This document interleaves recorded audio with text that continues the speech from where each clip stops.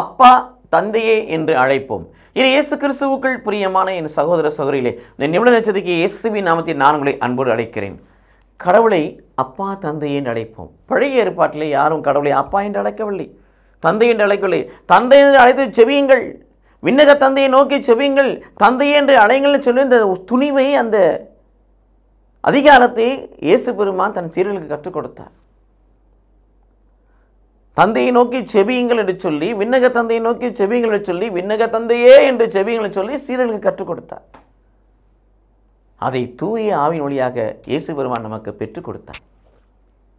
ஆம், ஆவியானவர் இல்லாதபடி, பரிசுத்த ஆவியானவர் இல்லாதபடி, நம்பிக்கையின் வழியாய் பெறுகிற, விசுவாசின் வழியாய் பெறுகிற, பெந்தெகோஸ்தை அனுபவத்தை தருகிற பரிசுத்தாவி இல்லாதபடி, அக்கினிமயமான பரிசுத்தாவி இல்லாதபடி, நிறை வாழ்வை நோக்கி, நிறை உண்மை நோக்கி வழிநடத்துகிற பரிசுத்தாவி இல்லாதபடி, வரங்களை கனிகளை